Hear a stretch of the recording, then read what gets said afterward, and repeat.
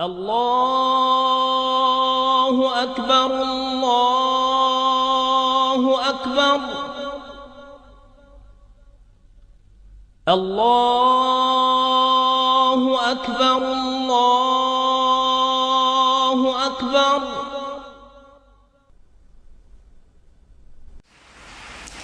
I wish to say finally, as I've said many times before, that this is not a war with Islam. It angers me, as it angers the vast majority of Muslims, to hear bin Laden and his associates described as Islamic terrorists. They are terrorists, pure and simple. Islam is a peaceful and tolerant religion, and the acts of these people are wholly contrary to the teachings of the Quran.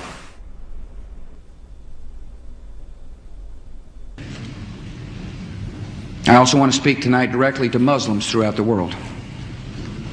We respect your faith. It's practiced freely by many millions of Americans and by millions more in countries that America counts as friends.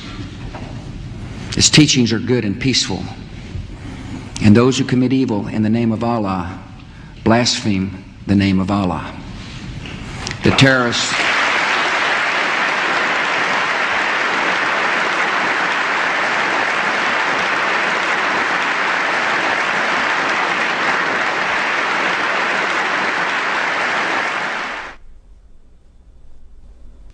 I want you to understand, I want the world to understand that our actions today were not aimed against Islam. The faith of hundreds of millions of good, peace-loving people all around the world, including the United States. No religion condones the murder of innocent men, women, and children. But our actions were aimed at fanatics and killers who wrap murder in the cloak of righteousness, and in so doing, profane the great religion in whose name they claim to act. My name is Ken Bigley from Liverpool, the Bolton district. I'm here in Iraq, and I think this is possibly my last chance to speak to somebody who will listen from England. I need you to be compassionate, as you've always said you were, and help me. I don't want to die. حتى نراك طليقة مرتاحة وسنبقى نذبح الكفرة حتى نراك عدت إلى أمك وأبيك أو زوجك وبنيك والله أكبر والعزة لله. الله أكبر.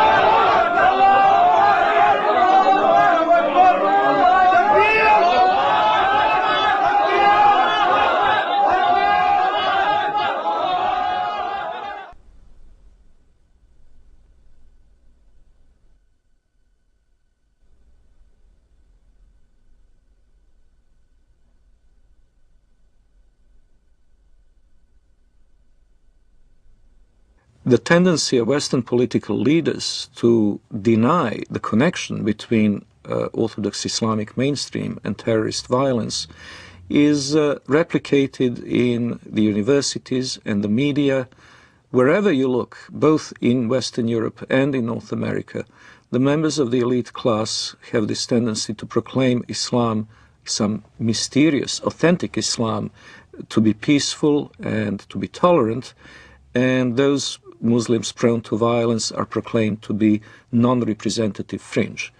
Well, I would really appreciate if people who make such claims could then explain the continuity of violence from the earliest day of Islam, from the earliest days of the Prophet and his immediate successors throughout the 13 centuries of recorded history.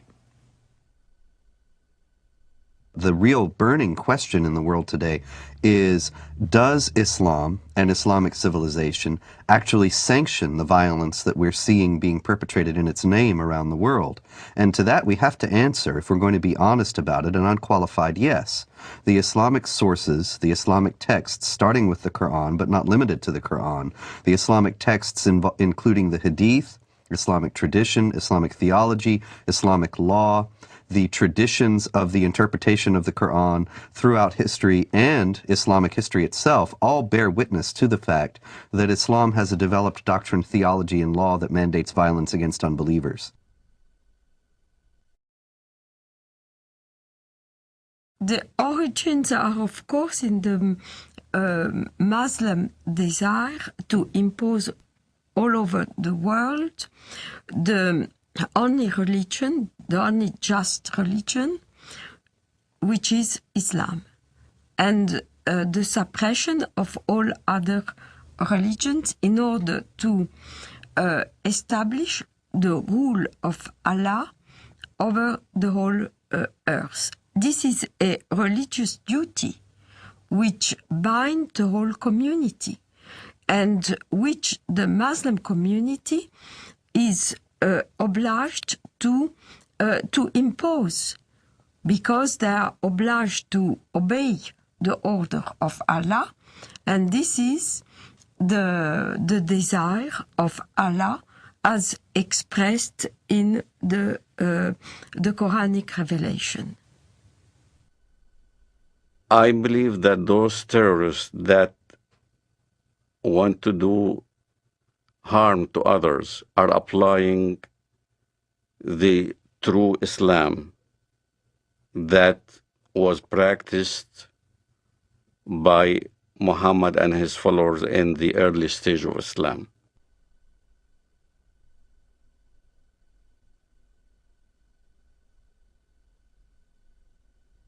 In Islamic theology, the Prophet Muhammad is considered al-insan al-kamil, which is the perfect man. He is the model par excellence to be imitated. He is the person that the more a Muslim is like him, the better off he is. So the Prophet Muhammad is revered today in the Islamic world as the primary model of human behavior. Well, when Muhammad, the Prophet of Islam, wiped out all the Jews from Saudi Arabia, there was 3 tribes, Banu Nadir, Banu Qurayda, Banu Qaynuqa. We were proudly studying this in school as Muhammad, the Prophet of Islam, ordered the beheading of the Jews of Banu Qurayda and the women being taken as concubines.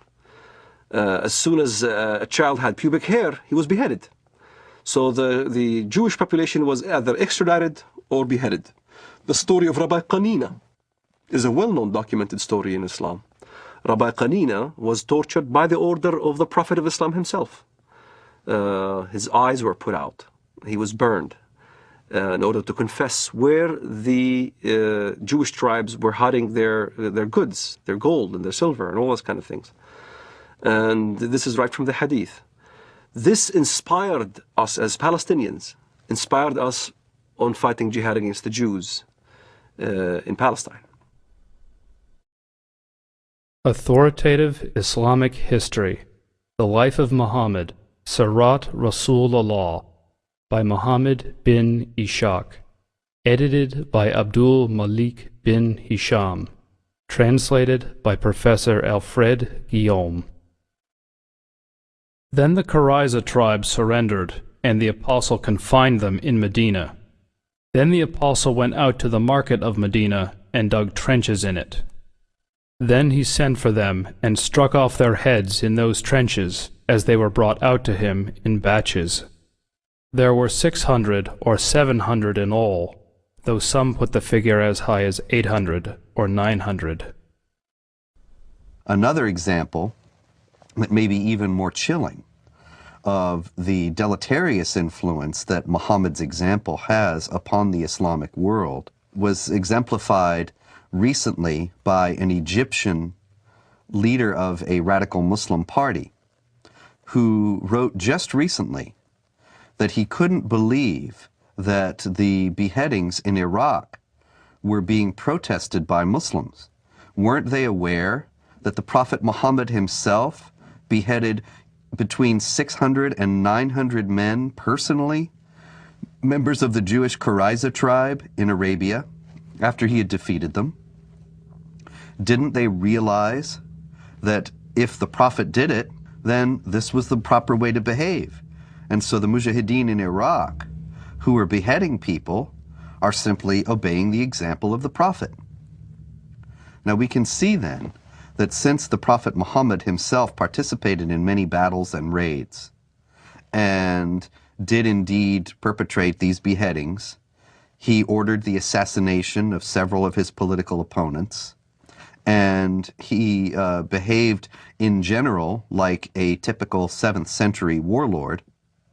The problem is that when this is transferred to 21st century behavior, 21st century contexts of behavior, then what you get are terrorists. The Quran occupies a place that has no parallel in Western civilization. The Quran is considered by Muslims and by traditional Islamic theology to be dictated word for word by God himself, by Allah himself, through the angel Gabriel to the Prophet Muhammad. As a result, every word of it is the words of God himself.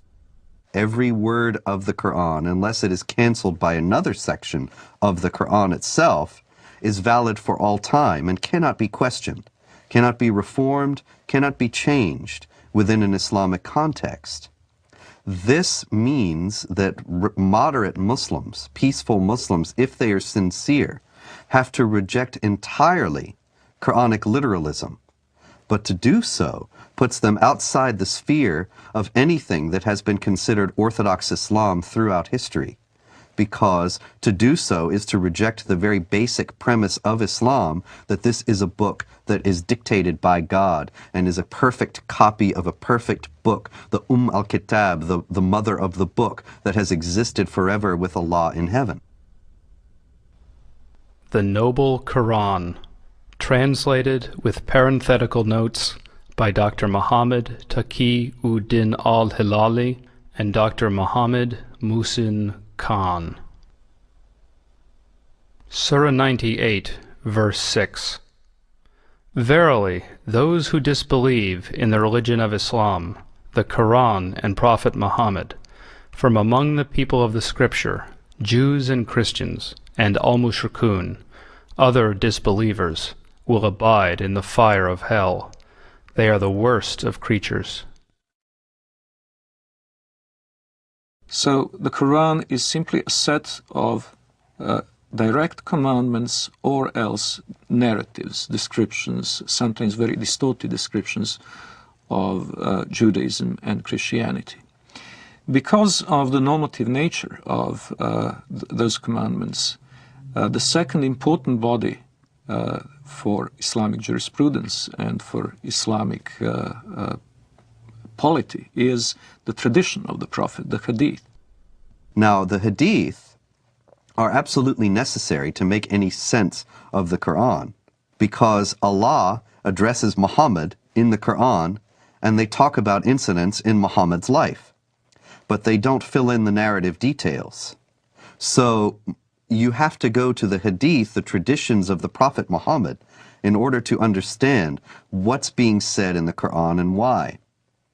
The Hadith are many, many volumes of traditions of the Prophet.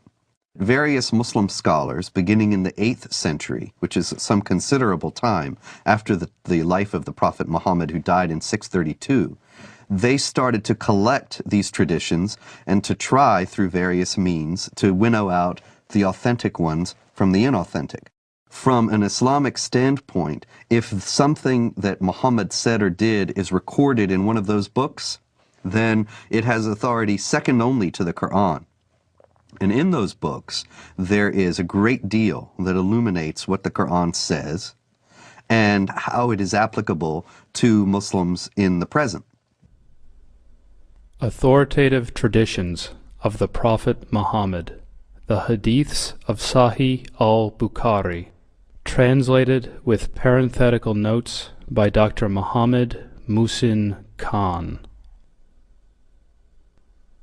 Volume 4, Book 52, Hadith number 53. The Prophet said, "Nobody who dies and finds good from Allah in the hereafter would wish to come back to this world even if he were given the whole world and whatever is in it." except the martyr who, on seeing the superiority of martyrdom, would like to come back to the world and get killed again in Allah's cause.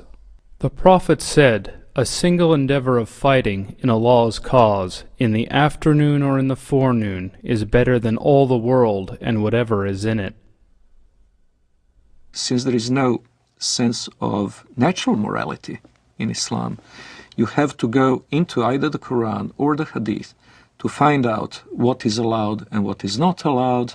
And in those books, we have very clear instructions from the Prophet Muhammad that it is the responsibility of Muslims to meet the unbelievers on the battlefield, to invite them either to accept Islam or to accept second-class dhimmi status in the Islamic State.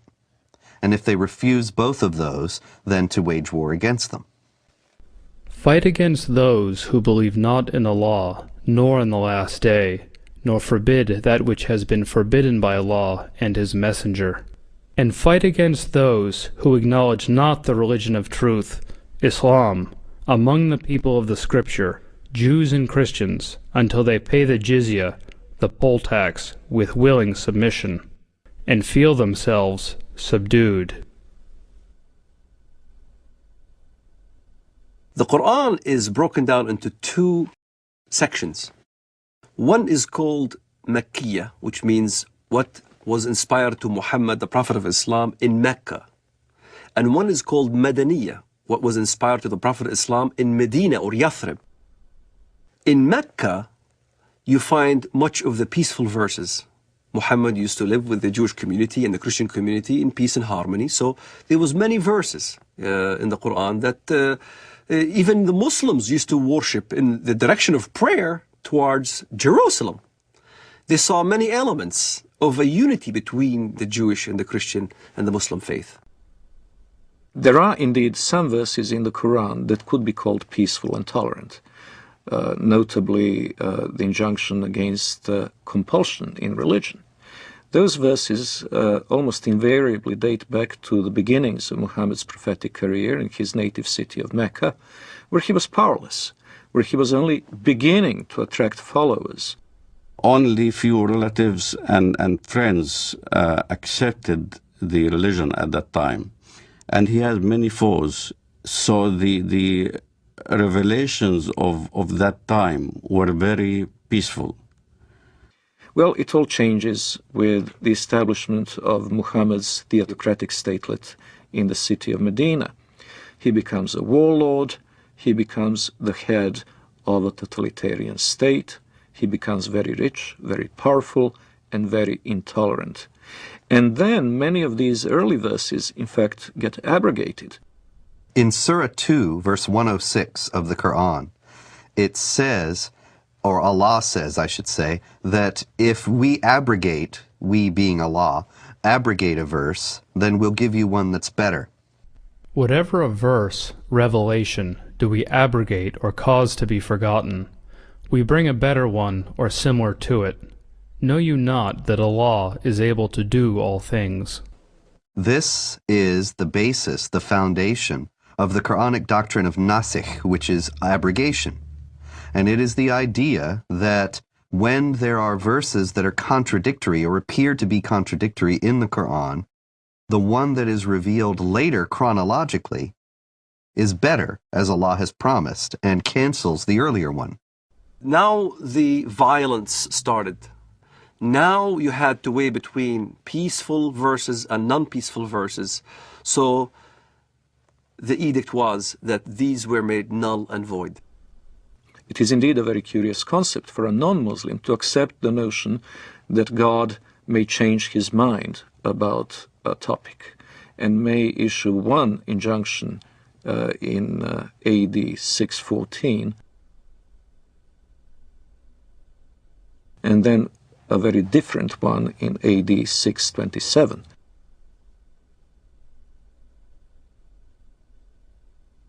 But this is indeed what has happened in Islam. It's very important to understand that the Quran is not arranged chronologically. It's arranged simply on the basis of the longest chapter to the shortest. And so you will find in the book itself some of these more tolerant verses at a later point in the book than the very intolerant ones advocating violence and subjugation of infidels. But that doesn't mean they came into being later on. Quite the contrary. If there is ever a contradiction between two injunctions, the ones that came later on in Medina are the ones that retain their validity, and the early ones from Mecca have been abrogated. The peaceful verses became mansukha, means made null and void, with verses like the verses of the sword. Traditional Islamic theology has it that the 9th chapter of the Quran, Surah 9, is the last revealed in the career of the Prophet. And it is the only one that doesn't begin with Bismillah ar-Rahman ar-Rahim, in the name of Allah, the Compassionate, the Merciful. Some have said that that's because there's no compassion or mercy in this particular chapter, and that it is the Quran's last word on jihad, and in particular on how Muslims should behave toward unbelievers. In it is the celebrated verse of the sword. And what does the verse of the sword say? It's very clear. That when the forbidden months are over, kill the people of the book wherever you find them. Lay siege for them, lay wait for them, lay ambush for them. Kill them wherever you find them. In fact, I converted to Christianity. Muhammad clearly stated that in the ends of days, there will be many who defect from the faith. Kill them when you see them, wherever you find them. So, this is the question that the West needs to understand. What part of kill don't they understand?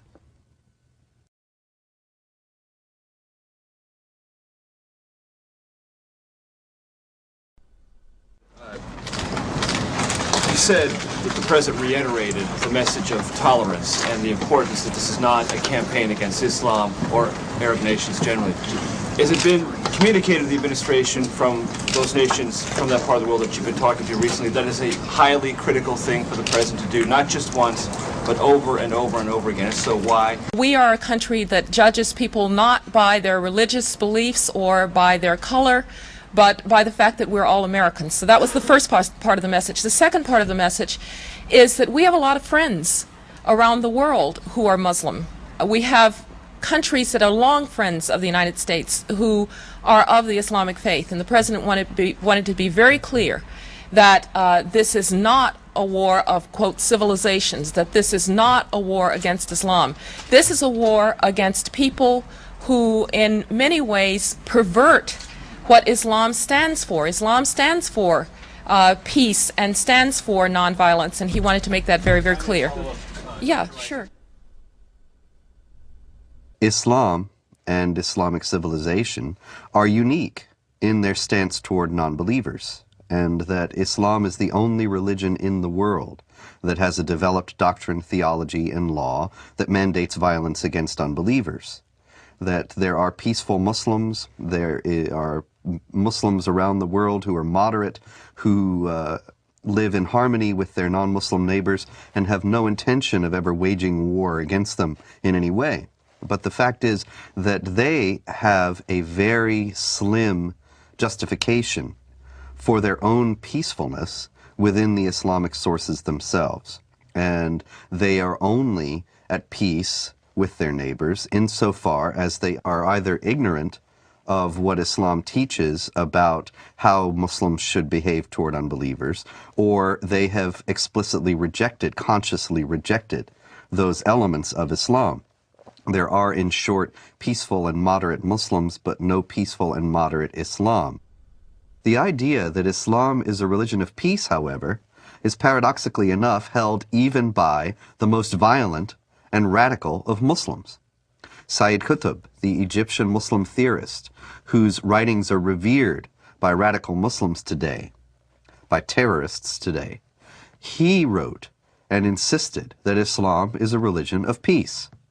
When you study his writings, it becomes clear that he meant that Islam is dedicated to establishing the hegemony of Islamic law over the world. When that hegemony is established, peace will reign in the world. Therefore, Islam is a religion of peace. But the problem is the peaceful Muslims don't understand the edicts that comes out of the jurisprudence of Islam.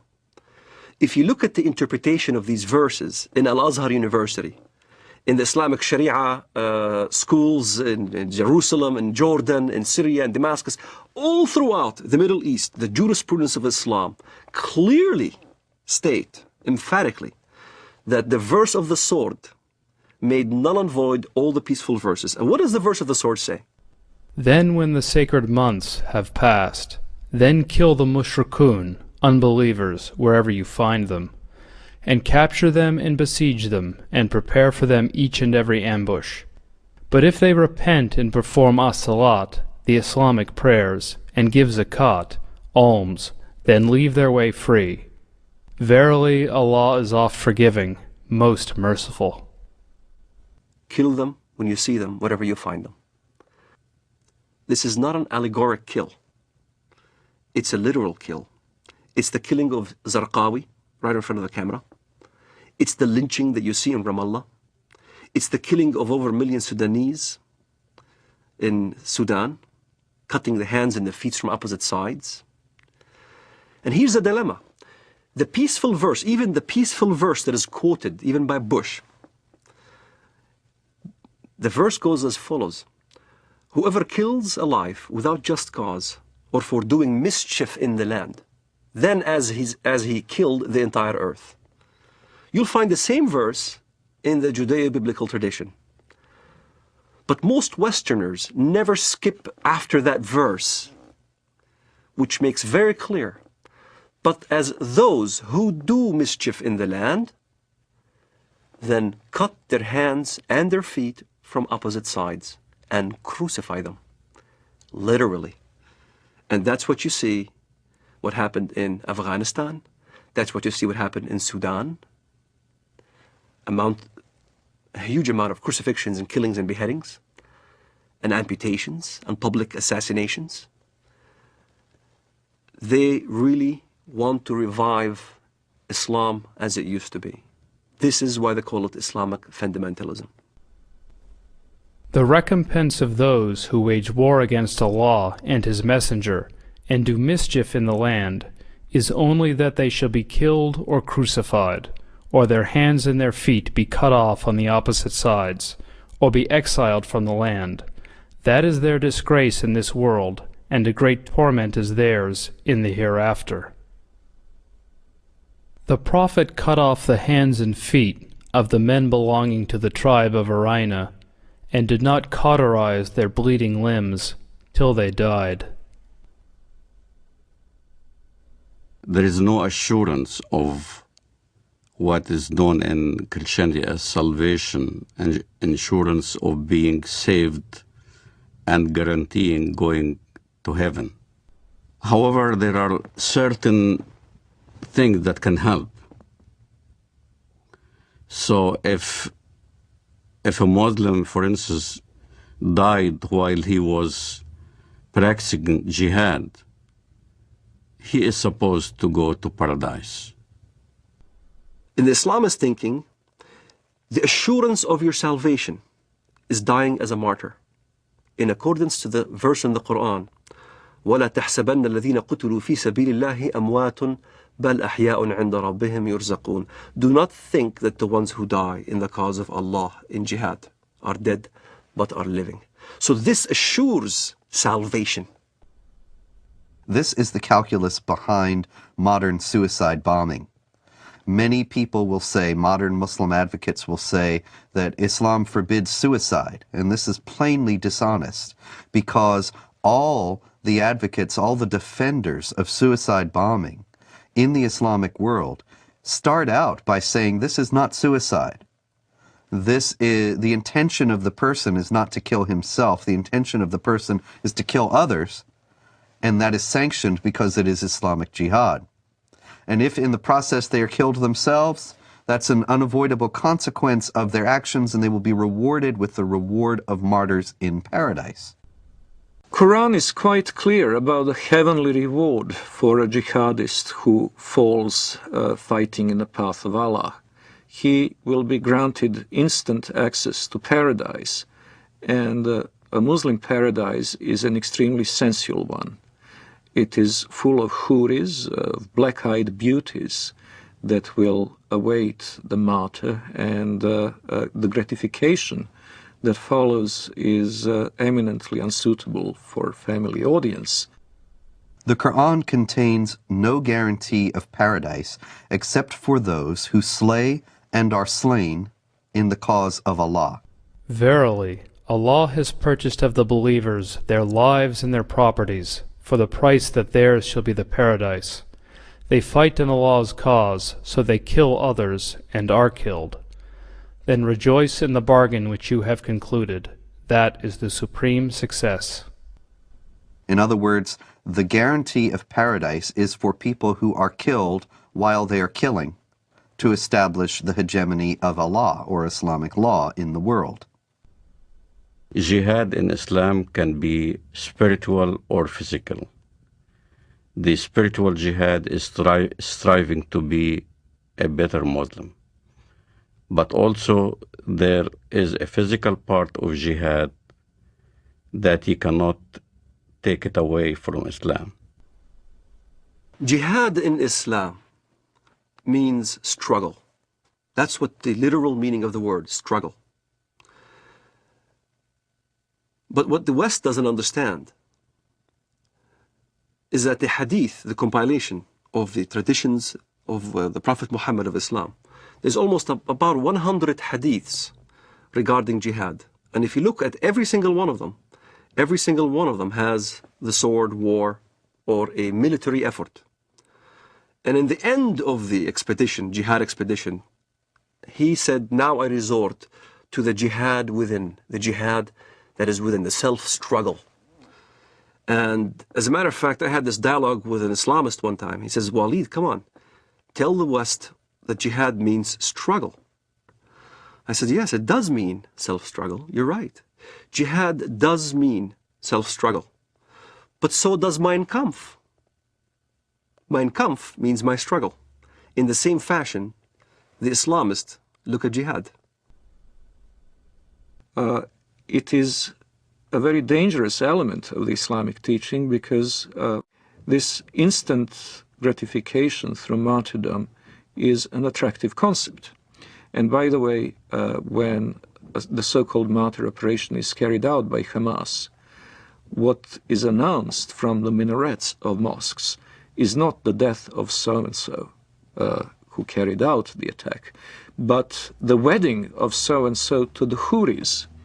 In other words, they immediately make the implication that far from having to cry over his disappearance, over the end of his physical life, his parents should be happy and celebrate and throw a party because their son is now being not only transported into heaven, but greeted there with these voluptuous beauties. Shaheed, the word shaheed, means witness. To witness, to testify. To testify there is no God but Allah and Muhammad is His messenger. And you die as a shaheed for that cause. You're a witness. You're considered a witness, a martyr. And a martyr becomes glorified. Your family will glorify you after you die. To a Muslim fundamentalist living in the Middle East, I had to be initiated. I had to basically either kill my first Jew or destroy my first Zionist infrastructure. I had to prove, beyond shadow of a doubt, that I was worthy. And there are ample amount of students, teenagers, men, who are willing to die as suicide martyrs, willing to put explosives. The martyr application is filled. There are many applicants. There's not enough bombs to fulfill the applicants. And to get on one of those missions, indeed you must have been chosen. You must have been really good. You must have been violent enough. You must have been going out on every demonstration in the streets of Jerusalem or Bethlehem or our village. You must have shown yourself worthy of a greater operation. So when I explain what I've done and people have seen me in the community and I was worthy, I ended up in prison, I was of course recruited. And I remember Mr. Mahmoud al-Mughrabi. He was proud to have planted 15 bombs, killed many Israelis. And he was being bailed out by a Jewish Israeli lawyer. He was back right in the street. So you find your bomb maker and you apply. You say, look, I want to join. I want to do my first martyr operation, planting a bomb or whatever. And you need connection. So I found my connection. I rendezvoused with this guy in Jerusalem, in Shara' Bab al-Wad. And he built this explosive charge with a timer and a loaf of bread. And I had to smuggle it from the Temple Mount under the auspices of Al-Waqf department. Al-Waqf police is the Islamic police appointed by the government to watch over the holy sites. Them knowingly that I had explosive charges smuggled me so I can escape from the checkpoints. And there, I carried my explosive charge from Jerusalem to Bank Leumi Israel in Bethlehem. I was supposed to put the explosive charge at 6 p.m. exactly. I was supposed to have this explosive charge in my hands at 6 p.m. exactly. 5 to 6, I saw some Arab children running around, and I didn't want to kill any Arabs. So I decided to place the explosive charge on the roof. I tossed it on the roof. At 6 p.m. it went off, and there was this big explosion. I looked behind me, I see this thick black smoke coming out of the building. And I started running. That's the moment I first got a glimpse of the reality of killing. I thought people have died. And I remember I didn't sleep for 3 days, constantly worried that I've killed somebody. Even terrorists have a reality check that you kill or you're about to die. You can sense it. This is why in Israel, the nature of finding out a terrorist suicide bomber is to look at their eyes. They'll have these glossy eyes. They're sweating profusely. They're not paying attention because in their mind they're about to go.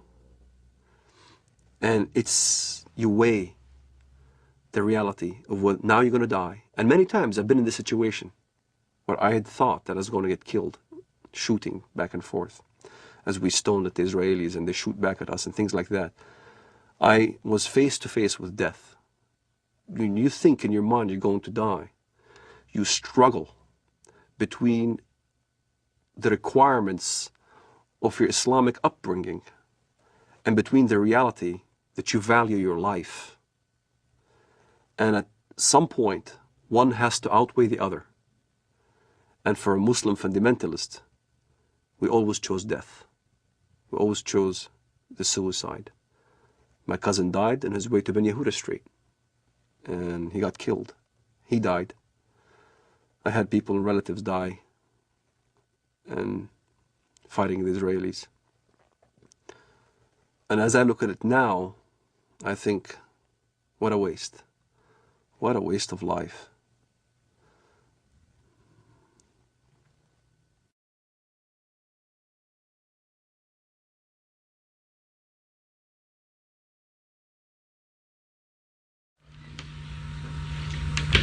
Okay, and then we say goodbye and shake hands. Okay? Are you ready, John? Okay, I'm running. I'm running too. Well, not Afghanistan. So in other words, you want to change. In other words, who gives you the right to change or topple a government in another country? It shouldn't be us that puts together the new government. It should be the people of Afghanistan, inside Afghanistan and those that have had to flee from Afghanistan. And I think that's the right way to do it. Now, can I say I've enjoyed very much doing this interview with you, and I think that whatever differences there are between us, it's important we carry on with this dialogue.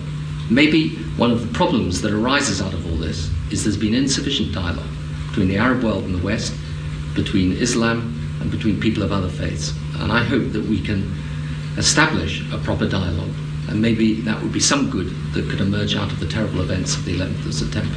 Some personal question, Mr. Blair, at the end. I know you have so many meetings and people are waiting outside. I've read, I think, in the Times that you read about Islam. What do you know about Islam?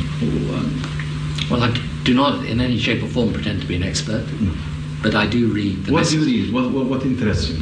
I read the message of the Quran insofar as it can be translated, and I read about Islam, and I enjoy doing that. And I think there's, I've learned things about the Quran that I never knew before, and I think a lot of Christians would be interested. That's one of the reasons I say to you, it would be good if out of this we had some more dialogue and some more faith. And the reason I have to leave you now is because I'm going to meet some religious leaders, both Muslim and Christian and Jewish, upstairs, and in order to discuss with them how we can bring the faiths closer together. So, shukran lal jazeera.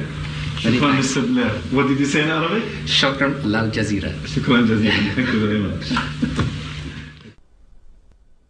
Islam understands its earthly mission to be to extend the law of Allah over the world by force. Now, this is distinct from extending the religion by force. Muslims often indignantly deny that Islam was spread by the sword, as the old expression goes, and that anybody is ever forced to convert to Islam.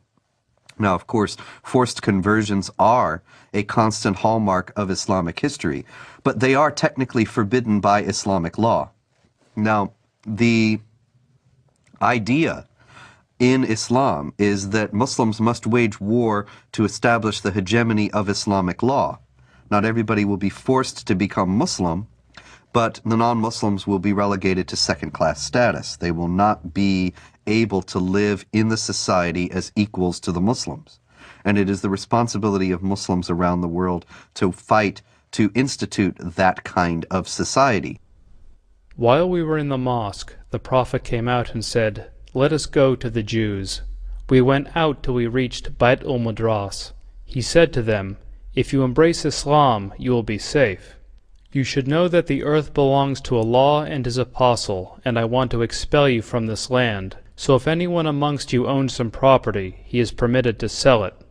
Otherwise you should know that the earth belongs to Allah and His Apostle."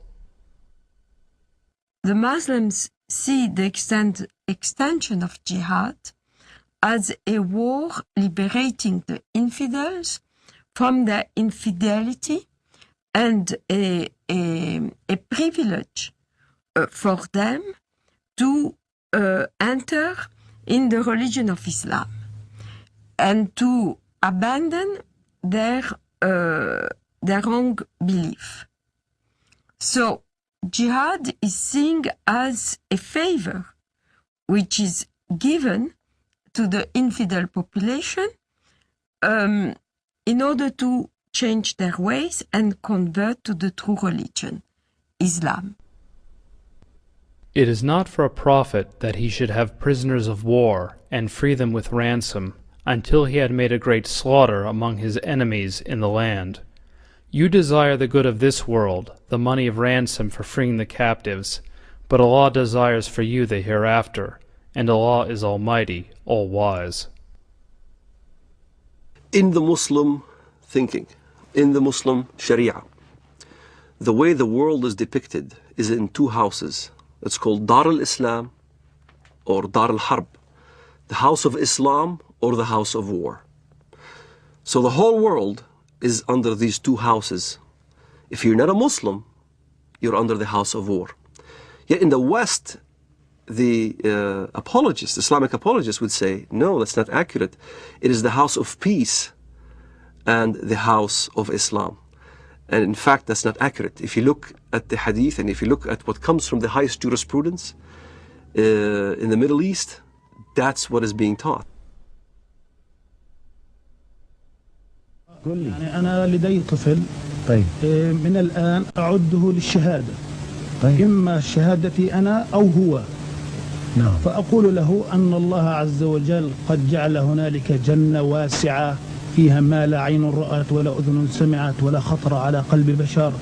هو بيسألني يعني إذا أنا عملت عملية وفجرت نفسي هل إلي يعني ربنا عز وجل بيعطيني اللي بدي اياه، بيعطيني سيارات، بيعطيني بارودي اطخ فيها، بيعطيني العاب. قلت له كل ما تطلب. وهل هذا حصل؟ شيء تطلبه هذا فعلا حصل. وهل حصل بينك وبين ابنك يعني؟ هذا فعلا حصل. نعرف حقيقة لو نمسك الميكروفون مع بعض ودنا نعرف ما هي الإجابة الصحيحة لهذا الطفل عندما يسأل أين أبي أو أين أمي وقد قام كلاهما أو أحدهما في عملية استشهادية. والله الإجابة باختصار لما استشهد سعيد ما حكينا إن هذا شهيد. نعم. ولا تحسبن الذين قتلوا في سبيل الله أمواتا بل أحياء عند ربهم يرزقون. نعم. وسكتنا الأولاد. ولما أجت التلفزيون أظن أبو ظبي نعم. أو غيره قلنا لهم إحنا مستعدين نقدم أولادنا الأربعة. نعم. فطلع هذا الصغير قال وأنا ليش لا؟ وأنا أتمنى أن أكون شهيدا في سبيل الله وأن أقتل عددا من اليهود والكفار الذين أشركوا بالله ورسوله واتبعوا دينا غير لم يشرعه الله ولم يذكر في القرآن الكريم. نعم. وأنا عمري 12 سنة. ما شاء الله. وأحفظ القرآن الكريم. ما شاء الله.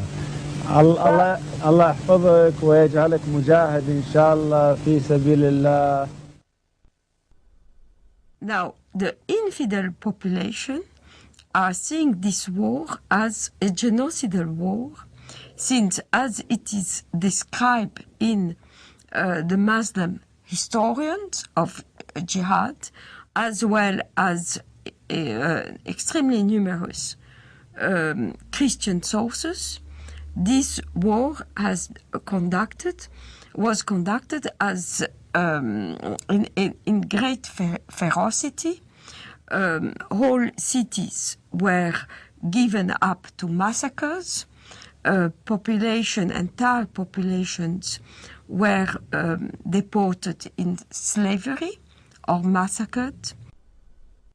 The companion of the Prophet and the second Caliph, Umar, sent the Muslims to the great countries to fight the pagans.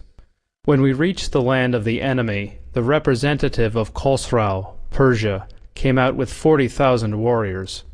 And an interpreter got up saying, "Let one of you talk to me." Al-Mughira replied, "Our Prophet, the Messenger of our Lord, has ordered us to fight you till you worship Allah alone or give jizya, tribute. And our Prophet has informed us that our Lord says, 'Whoever amongst us is killed, martyred, shall go to paradise to lead such a luxurious life as he has never seen. And whoever amongst us remains alive shall become your master.'" There have been, in fact, two big waves of jihad.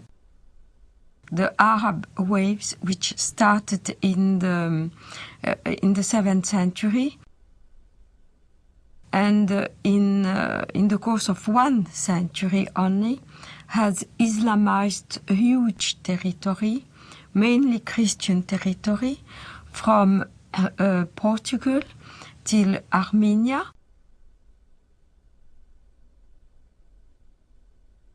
But also Islamized Persia, which was not Christian, mainly Zoroastrian, except for Iraq, which was mainly Christian in the north and Jewish and Christian in the south. The second wave of Islamization started in the 11th century with the Turkish tribes. So all these regions of Eastern Europe, Greece, Anatolia, which is now Turkey, but was the seat of the Christian Byzantine Empire, and Serbia, Bulgaria, Romania were integrated into the Dar el-Islam, which is the land of Islam. So all the countries around the Mediterranean, which once have been Christian, became the Islamic Empire. This Turkish wave lasted from the 11th century till the 17th century, where the Turkish army were stopped at the gate of Vienna in 1683.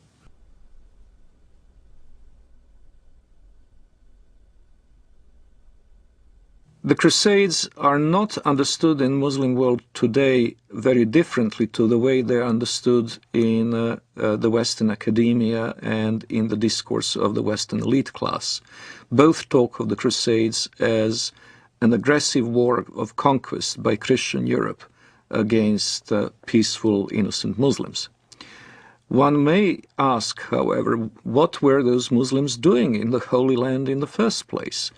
Well, what happened is that Muhammad and his successors waged a series of wars of conquest, and in one such onslaught, in the 4th decade of the 7th century, the Holy Land, Palestine, Israel, was conquered by Muslims.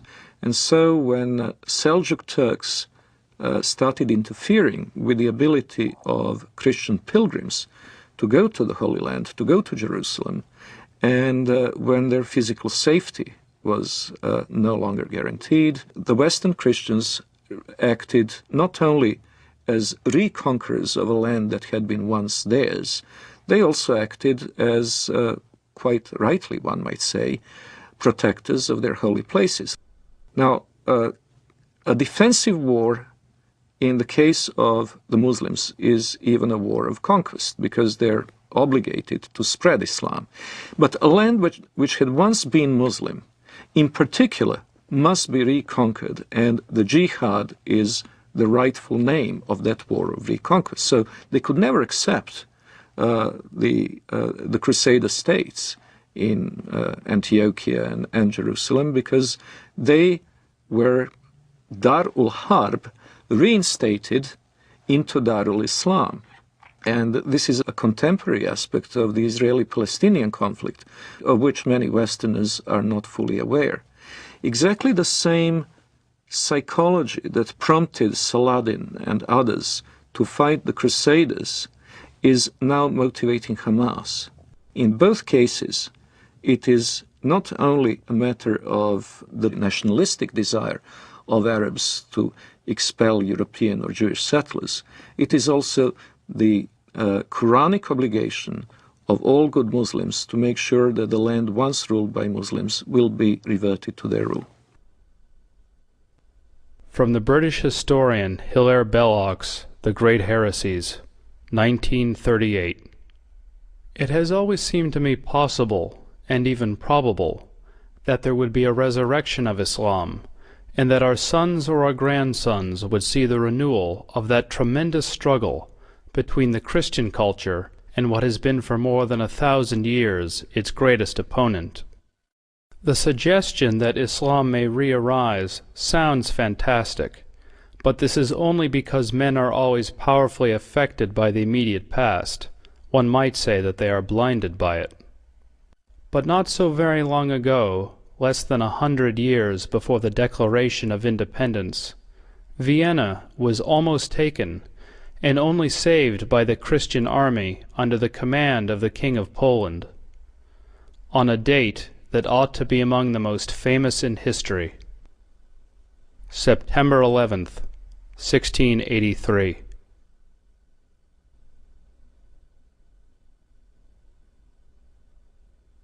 On September 11th, 1683, the siege of Vienna was broken.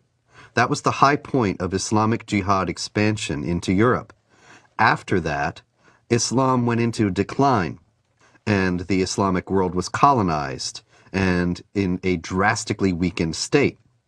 It seems very likely, almost certain as far as I'm concerned, that Osama bin Laden chose September 11th in 2001 to signal that the decline of the Islamic world was over, and that the jihadists were back, and were going to pick up where they left off in Vienna in 1683. If we look at the tectonic plates between Islamic world and non-Islamic world today, we notice something very interesting, that even very diverse Muslim societies, which cannot be easily branded under one civilizational label, have something in common, and it is the tendency to be in conflict with their neighbors. If we look at the extreme southeastern outreach of Islam, we see East Timor, where Indonesian Muslims slaughtered a third of the population of this former Portuguese colony, who are, by the way, Roman Catholics. In southern Philippines, we see an extremely violent Islamic rebellion, which has been simmering and becoming more or less violent for years. In Indonesia itself, we had religious conflict in the Spice Islands, where the beleaguered Christian minority is in danger of extinction. We have very active Islamic movements both in Thailand and in China, in Xinjiang. In the Indian subcontinent, the history is tragic indeed. That's where the Holocaust, the Hindu Holocaust, took place in medieval times, a little-known episode in the history of Islam in the Western world, but the one that left a deep traumatic mark on the people of the region, and where the conflict is still latently present in the province of Kashmir. In Africa, there is the constant war in Sudan, which finally has gained some prominence in the Western decision-making circles, but which has been going on for 20 years. And it's impossible to estimate the number of lives it has claimed, but it certainly goes into many hundreds of thousands. There is the constant instability in Nigeria between the resurgent central and northern states, which are increasingly pressurizing the government in Lagos into accepting Sharia law as the law of the land in those provinces. And of course there is Mauritania, where Muslims constantly battle non-Muslim southerners. Then there is of course the Caucasus, Chechnya. And in Europe itself we have the conflict in the former Yugoslavia between the Bosnian Muslims and Serbs and Croats respectively, and the conflict between the Albanians and the Serbs, Albanians and the Macedonians, and quite possibly before too long, Albanians and Greeks. So, if we eliminate these conflicts, if we eliminate from the equation Chechnya, the Balkans, Sudan, the world is a pretty peaceful place.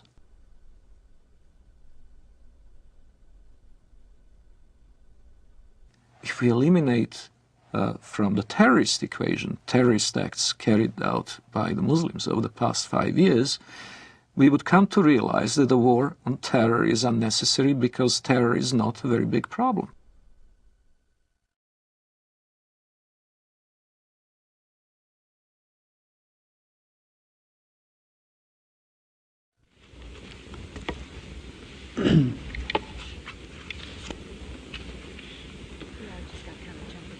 Madam President. Senator from Nevada. I've been on the floor before speaking about Islam and what a great religion it is. I've said before, and I repeat, that my wife's primary physicians are 2 members of the Islamic faith, her internist and the person that has performed surgery on her. I know them well, been in their homes, socialized with them, talked about very serious things with them. We've helped each other with family problems. I've been to the new mosque with them in Las Vegas. They're wonderful people with great families. And I've come to realize that Islam is a good religion. It's a good way of life. People have a good health code as their religion dictates, and they have great spiritual values as their religion dictates. And it's too bad that there are some people, misdirected people around the world, trying to take away from this very fine religion. I believe that they cannot give this religion a bad name. I think that the power of this religion and the power of the people in this religion will overcome these evil people who are using this fine religion to do bad things to innocent people. Islam is a religion and a political system that dictates that one must carry out warfare against unbelievers until they either convert or submit. And this is the justification that the terrorists around the world are using for what they're doing. And that justification is based on core elements of Islamic tradition. That being the case, it's very difficult for moderate Muslims, peaceful Muslims, to stand up within the Islamic community and to say this is not part of Islam. They only do so out of conscious deception, intending to mislead Westerners in accord with the Islamic doctrine of taqiyya or religious deception, or they do so on the basis of simply being unaware of what Islam actually teaches. The Prophet said, "War is deceit." Lying, generally speaking, is not allowed in Islam. But unlike other religions, there are certain situations where a Muslim can lie, and that would be acceptable, even encouraged. This concept called al-taqiyya. Al-taqiyya means prevention. So a Muslim is allowed to lie to prevent harm that may come to him or to Islam. When one is under pressure, one may lie in order to protect the religion. This is taught in the Quran, chapter 3, verse 28, chapter 16, verse 106. There are certain provisions for lying. So a Muslim can lie for the cause of Islam, can lie to keep peace in his family, so he can lie to his wife. A Muslim can lie to his fellow Muslim to keep peace in the society. Muhammad himself ordered people to lie.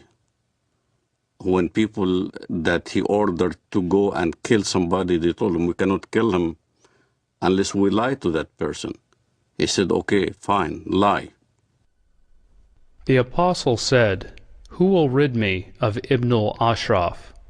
Muhammad bin Maslama, brother of the Bani Abdul Ashal, said, "I will deal with him for you, O Apostle of God. I will kill him." The Apostle said, "Do so if you can." He said, "O Apostle of God, we shall have to tell lies." The Apostle answered, "Say what you like, for you are free in the matter."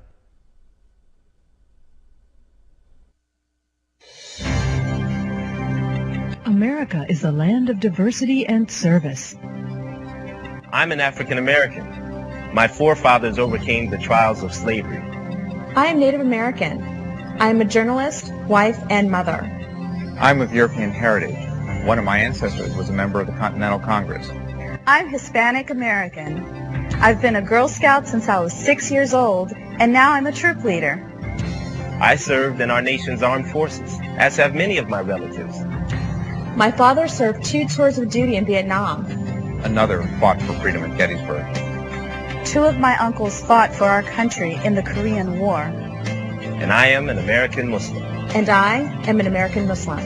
And I am an American Muslim. I am an American Muslim. Muslims are part of the fabric of this great country and are working to build a better America.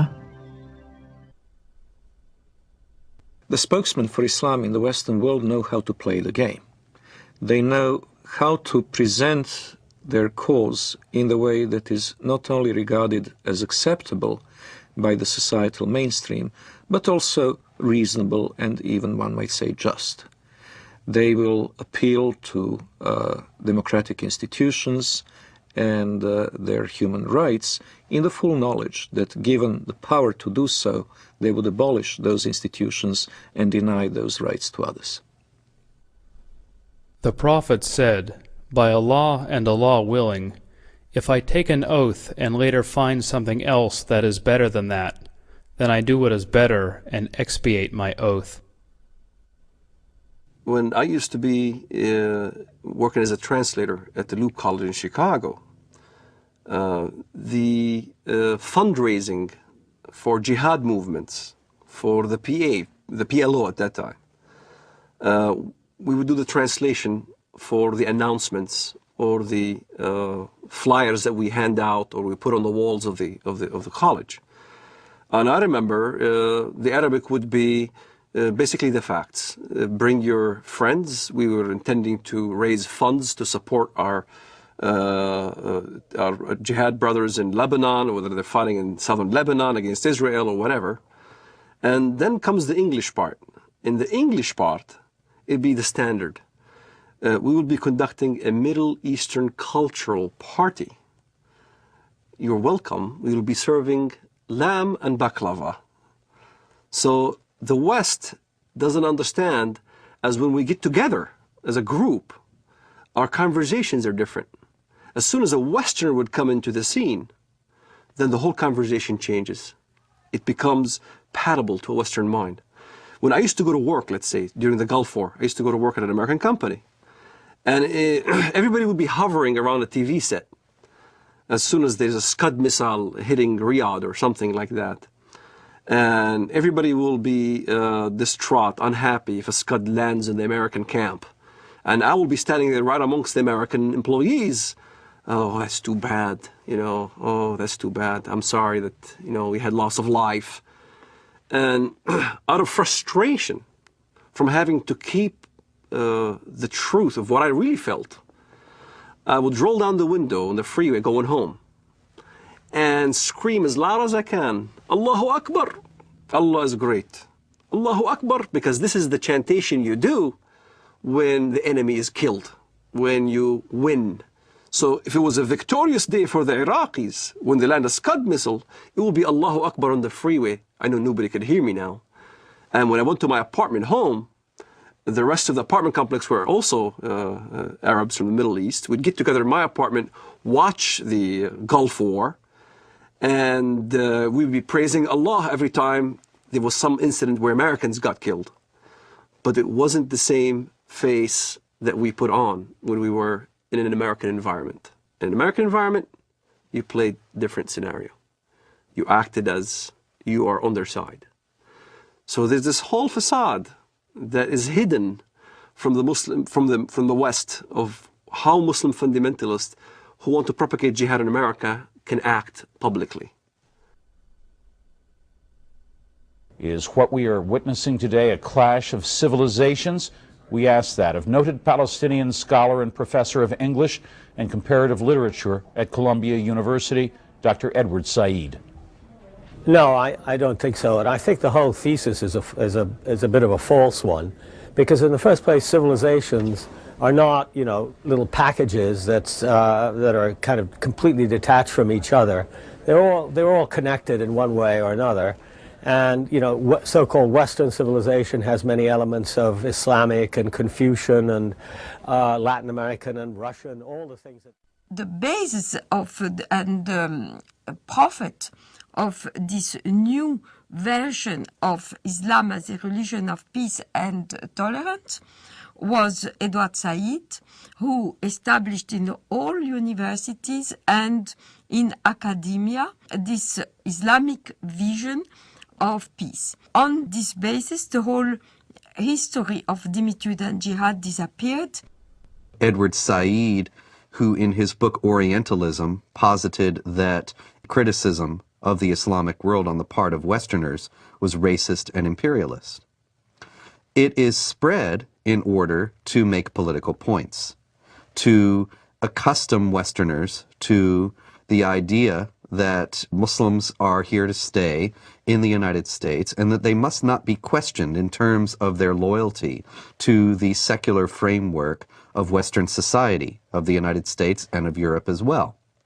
that they must not be questioned in this, despite Islam's historical, political character, because Islam is a religion of peace.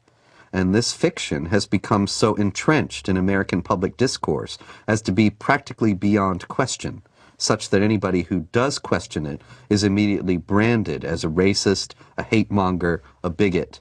And this is a very effective tool in a country where racism is the cardinal sin above all, to silence any effective debate about the continuing attachment of Muslim immigrants to Sharia law and their intentions toward the secular systems in which they now reside.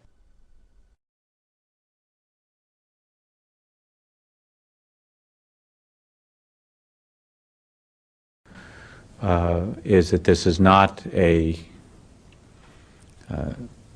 clash against Islam or Arabs. This is about freedom, not culture. It's about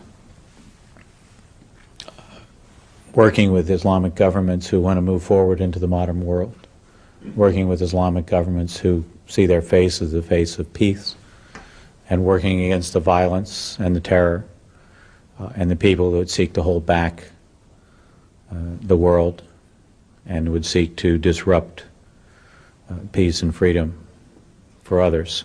And so that is what it's about for us. The true faith of Islam, we believe, is a religion of peace, and we intend to work with them in that regard. The true faith of Islam, we believe, is a religion of peace. Islam has to be known as more than a religion. The idea that Islam is a spiritual religion like, for instance, Christianity, is completely incorrect. It would be incorrect to describe Islam as primarily, let alone solely, a religion. Since its early beginning in Muhammad's lifetime, it has also been a geopolitical project and a system of government, a political ideology, if you will. Islam from its beginnings was both a religion and a system of government. For example, the Islamic calendar doesn't base year one from the time that Muhammad was born or the time that Muhammad received his first revelation from God, which I think are both what Westerners might expect, but from the time that Muhammad became the leader of an army and the head of state in Medina. This is the beginning of the Islamic calendar because in the Islamic understanding, Islam is a political and social system as well as an individual faith. In Islam, the separation between temporal, secular, and religious power is not only impossible, it is heretical. Only in the complete blending of all aspects of human activity and all aspects of political and legal functions of the state can we have the caliphate, the properly organized state that is pleasing to Allah. When Westerners think of religion, whether it's Islam, Christianity, Judaism, Hinduism, and all the isms in the world, Westerners think that it's a personal issue. A Buddhist will go to the temple and peacefully worship whatever he does, meditates, contemplates. A Jew goes to a synagogue and does his mitzvot, his good deeds. A Muslim goes to the mosque, pays zakat, alms, or go to the pilgrim, al-Hajj in Mecca, or a Christian goes to church on Sunday. They think it's a personal issue, that religion is a personal issue. So when they look at Islam, they compare Islam with the way they understand religions. And that's the first mistake. Islam is not a religion for personal use. Islam is Sharia law. Islam is a form of government to the world first, then to a personal application.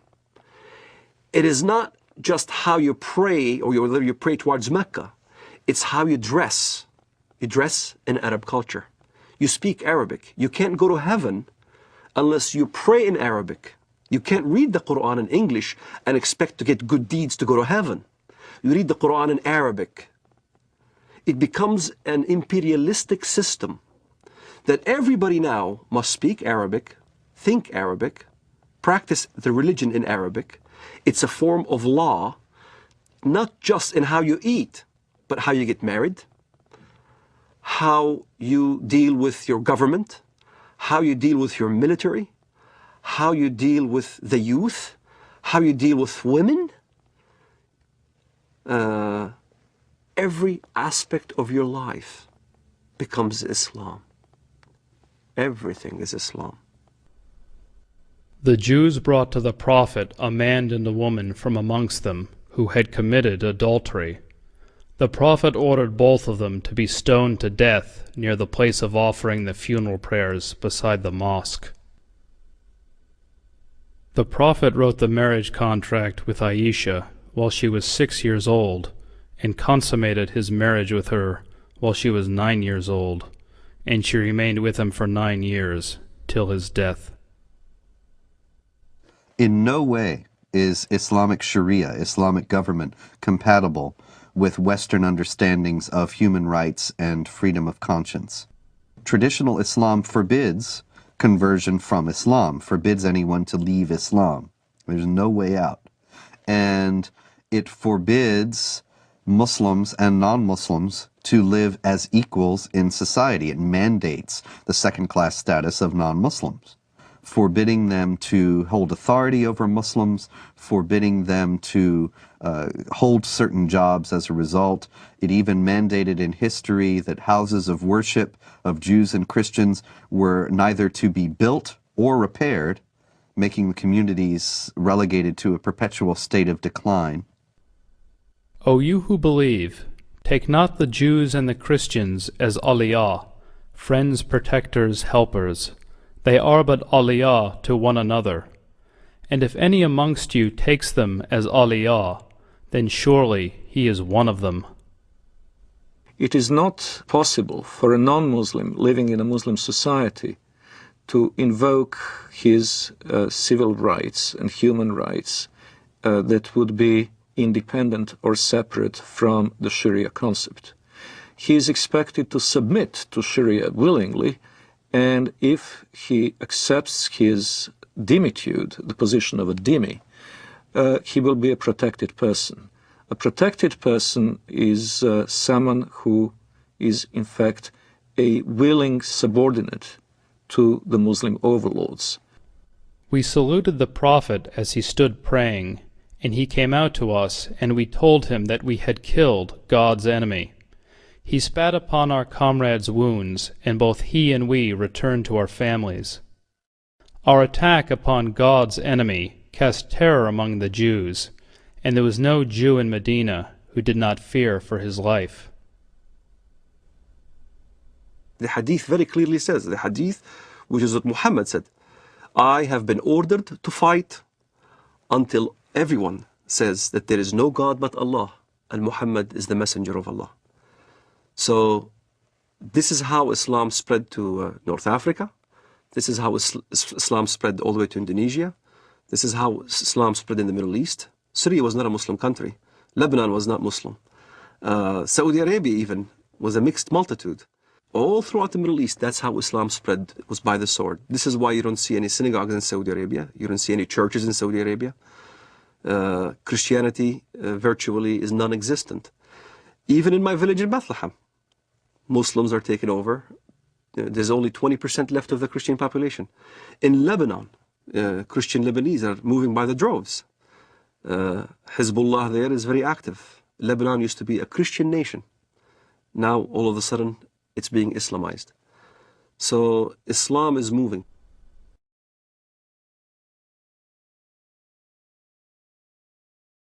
There is no God but Allah. There is no God but Allah. Muhammad is his messenger. Muhammad is his messenger. La ilaha illallah. La ilaha illallah. Jihad fi sabilillah. Jihad fi sabilillah. Follow the Holy Quran. Follow the Holy Quran. Follow the Holy Quran. Follow the Holy Quran. There is no God but Allah. There is no God but Allah. Muhammad is his messenger. Muhammad is his messenger. Unite Muslims everywhere. Unite Muslims everywhere. Unite Muslims everywhere. Islam is the latest. All right, here we go. Allahu Akbar.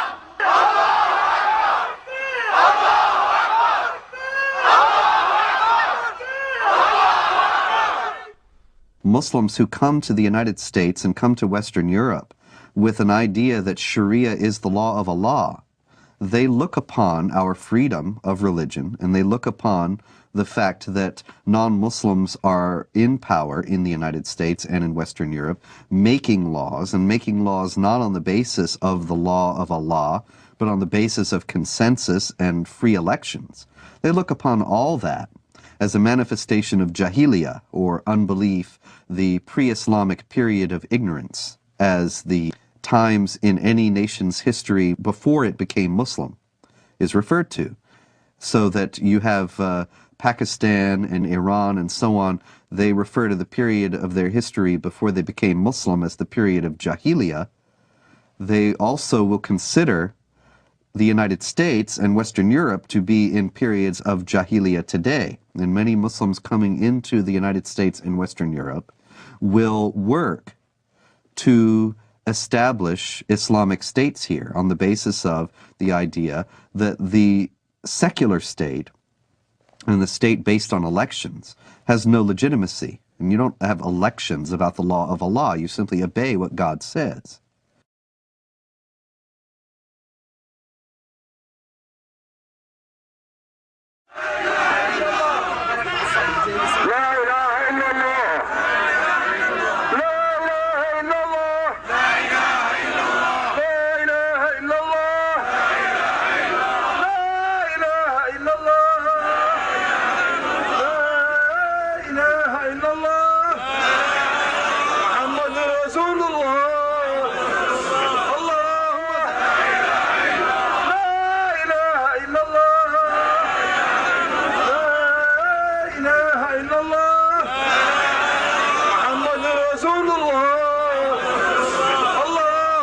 على سيدنا محمد. جهاد جهاد جهاد جهاد جهاد جهاد جهاد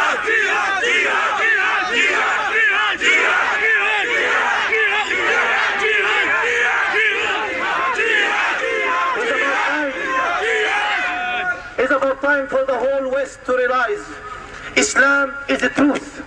As a matter of time, Islam got to be implemented. And the giant of Islam and the giant of the Islamic State is going to rise up again. And it's going to be a fact. And it's going to be a true fact in reality. Look, the Muslims in Egypt, they go for Islamic State. Look in Bilad al-Haramain, jihad for the sake to establish the Quran. Look in Iraq, look in Afghanistan, in Uzbekistan, in Pakistan, even in Europe, people calling La ilaha illallah, Muhammad Rasulullah. It's a matter of time. It's a matter of time the Sharia will be implemented and the Muslim Ummah will be united.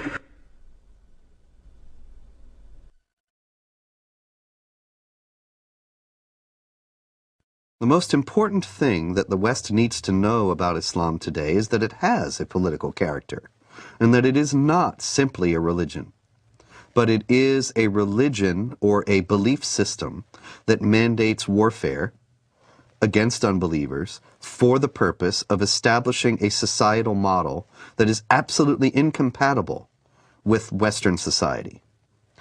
Americans need to know this, Western Europeans need to know this, because Muslims are coming into Western countries while holding these beliefs and intending to act upon them. They are the motivations behind modern terrorist activity, and they are the goals of millions of Muslims in the United States and around the world. We need to know this so that we can protect ourselves.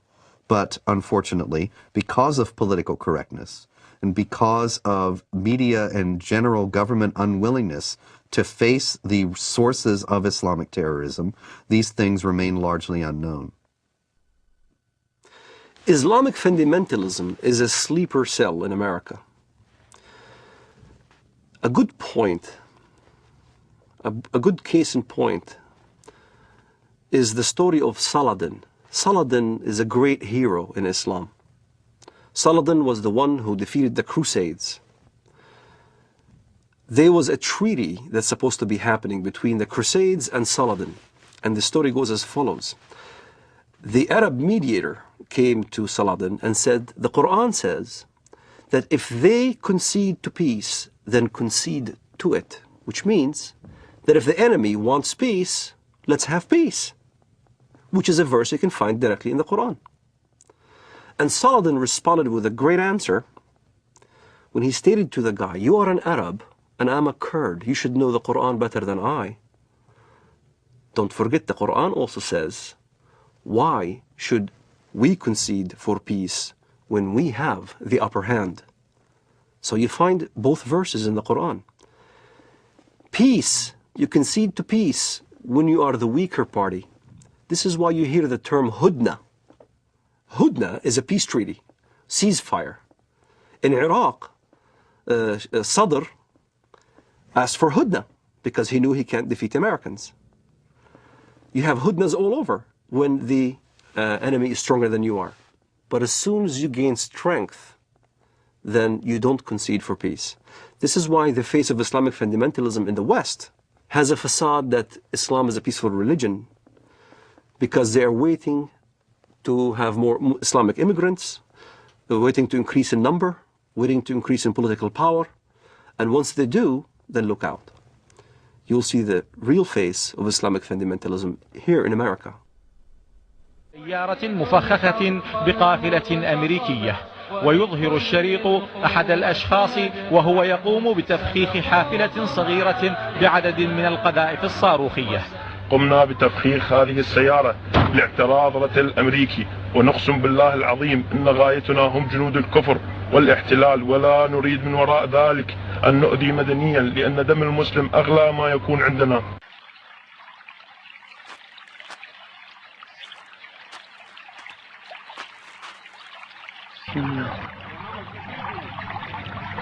الله أكبر الله أكبر الله أكبر الله أكبر الله أكبر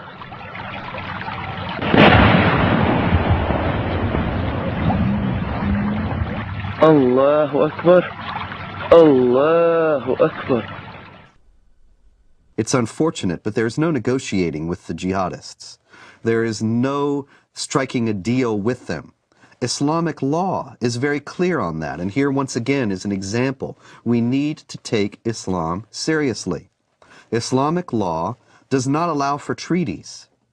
It does not allow for negotiated settlements between Muslim states and non-Muslim states. All it allows for is a temporary period of up to 10 years of hudna, or what is commonly translated as truce, to allow the Islamic forces to gather their strength. But that's not the same as peace as we know it. That's not the same as the absence of a state of war. That's only a temporary lull in a war that the jihadists consider has gone on for 14 centuries and are willing to fight for 14 more. So when you meet, in fight, jihad in Allah's cause, those who disbelieve, smite at their necks, till when you have killed and wounded many of them, then bind a bond firmly on them, take them as captives. Thus you are ordered by Allah to continue in carrying out jihad against the disbelievers till they embrace Islam, are saved from the punishment in the hellfire, or at least come under your protection. But if it had been Allah's will, He Himself could certainly have punished them without you. But He lets you fight in order to test you, some with others. But those who are killed in the way of Allah, He will never let their deeds be lost. In Islamic thinking, the world is divided into the House of Islam, where Islamic polity has been established, where Allah rules supreme, and the House of War, which is the rest of the world. This dichotomy is reminiscent of other totalitarian ideologies, and most explicitly communism. Both communism and Islam seek the end of history in this world. The end of history will come when either the whole of our planet becomes Dar ul-Islam, or else when the proletarian revolution brings the avant-garde of the working class to power all over the world, which will be the end of state, the end of money, and the end of class oppression. In both cases, it is possible to have a period of truce. It is possible to have what would be called in modern parlance peaceful coexistence. But that peaceful coexistence is a tactical ploy and not a permanent solution. Allah's apostle said, I have been ordered to fight with the people till they say, none has the right to be worshipped but Allah. If we consider that if only we changed our policies toward Israel, and if only we changed our policies toward Iraq, or changed our policies toward something else, if only we hadn't taken out the Mossadegh regime in Iran in 1953, and other things people have said to me, these ideas are ridiculous. They're based on a fundamental misunderstanding of the motives and goals of the jihadists. This is not a conflict that was created with the creation of the State of Israel, or a conflict that was created when American armies went into Iraq. The global jihad has gone on without interruption, without significant interruption, since the 7th century. And it only declined in force and activity at periods when the Islamic world was too weak to prosecute it. The question now that we have to ask ourselves is, do we want to preserve our Judeo-Christian values and our own civilization, or do we choose to go toward a dimitude, an enlarged dimitude in Europe, which will engulf the whole of Europe? Maybe not America, but America will be isolated because it will have to deal in geopolitics with the Islamized demi-Europe. And these are problems that have to be taken into consideration by Europeans themselves in choosing their identity and their future, freedom or dimitude, and by Americans also. In order to defend itself against the onslaught of global jihad, which is coming in the century ahead, I have no doubt of that, the West would need to redefine itself and to say what exactly is the geographic and cultural space to be defended, and in the name of what. Defending it in the name of a tepid, lukewarm ideology of multiculturalism is impossible. Multiculturalism and postmodern liberalism are not worthy dying for. They're not something that can inspire people to do what their ancestors had done at Poitiers and at the walls of Vienna in 1683.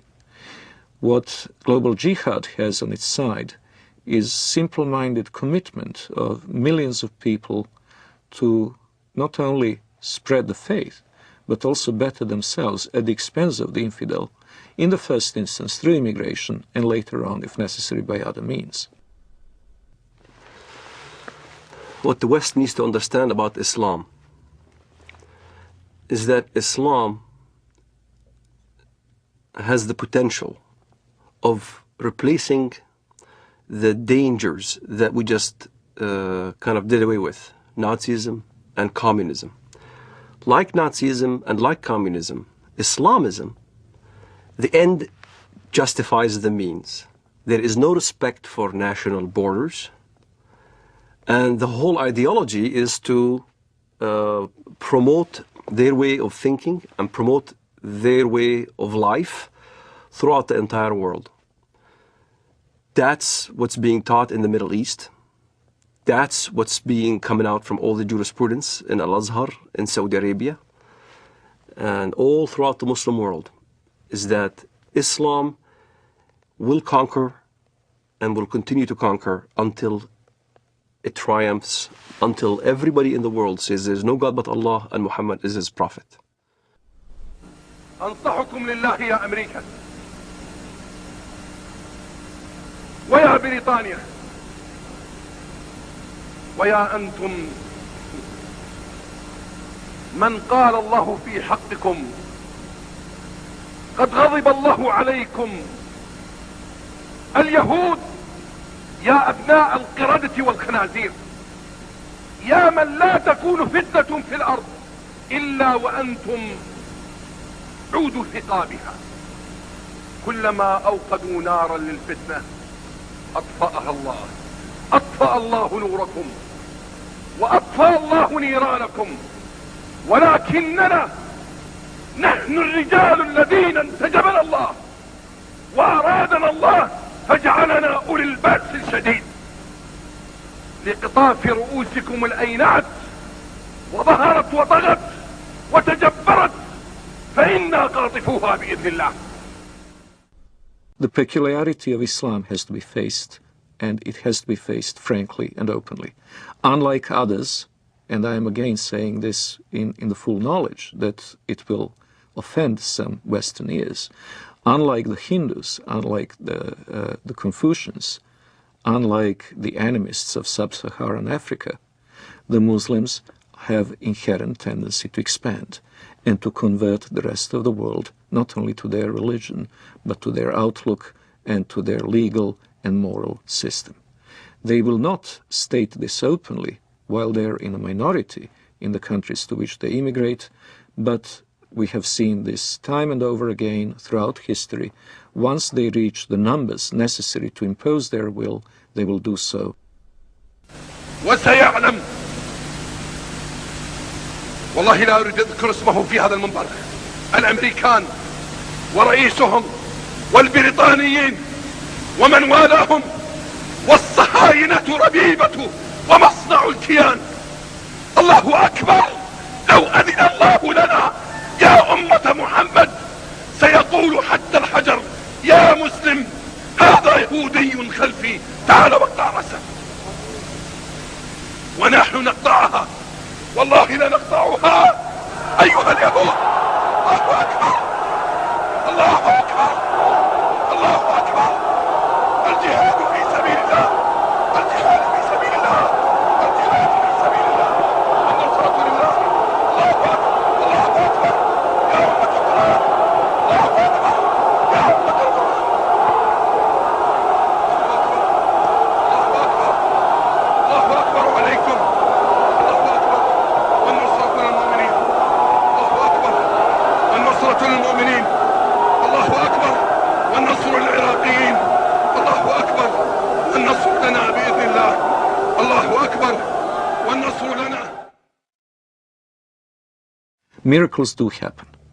I do not know if it is another, maybe even deadlier terrorist attack that will act as a catalyst, or whether it will be a geopolitical confrontation in the Middle East itself, with Israel perhaps, and trust that a jolt will bring back into the minds and hearts of Westerners the awareness of the need to stand up and be counted.